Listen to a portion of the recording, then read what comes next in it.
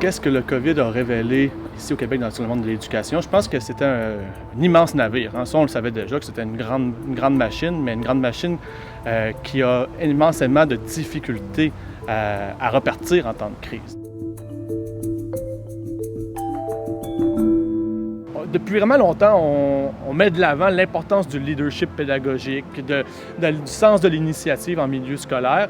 Et l'une des déceptions pour plusieurs a été, dès les premières semaines, d'annoncer que c'était congé à l'école. Il y a plusieurs enseignants qui pensent qu'à ce moment-là, ils ont été court-circuités en quelque sorte, qu'ils étaient prêts à faire preuve de beaucoup d'initiatives, de mobiliser plusieurs outils pour poursuivre leur mission et que finalement, ça n'a pas fonctionné. Et d'après eux, c'est là que ça s'est perdu un peu. Depuis longtemps, on préconise au Québec, en fait depuis plusieurs années, ce qu'on appelle le principe de subsidiarité, c'est-à-dire de s'assurer que la prise de décision se fait le plus près des acteurs qui vivent avec la décision. Est-ce qu'on peut s'assurer vraiment qu'en temps de crise, on laisse place à cette initiative-là? Donc, on dit aux enseignants, on dit aux directions d'école qu'ils ont, par exemple, un budget pour pouvoir assurer ça, on donne quelques grandes lignes directrices. Voici quels sont les contenus incontournables que l'on juge que les élèves doivent avoir fait à la fin de leur parcours. Par exemple. Quelles sont les compétences qu'on souhaite absolument développer? Donc, on donne quelques directives comme ça, on laisse place à l'initiative locale et on accompagne.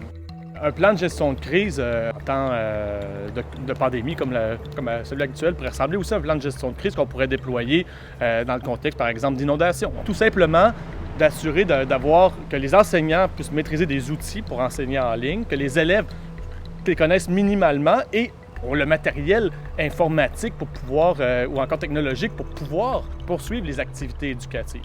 Sensibiliser les parents aussi dans cette mission-là, hein, parce qu'on sait qu'à partir du moment où on fait de l'enseignement à distance, que cela se fait en milieu familial, les parents occupent un important rôle, surtout lorsque les enfants sont en bas âge. On ne réussira pas à amener cette entreprise-là vers le succès avec des vœux pieux. Non, il faut investir massivement là-dedans. Et c'est clair que l'une des raisons pour laquelle c'est aussi difficile à mes yeux à l'heure actuelle, c'est sans doute parce qu'on le sait que dans les dernières années, il y a eu énormément de coupures dans le monde de l'éducation. Et parmi les choses qui ont été coupées, c'est tout ce qui touche à la formation continue des enseignants et des enseignantes aussi.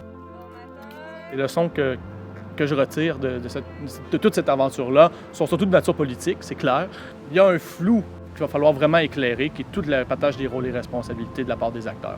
En temps de crise, il va falloir vraiment prévoir dans les textes de loi, les textes réglementaires, quels sont les devoirs et responsabilités des acteurs en temps de crise.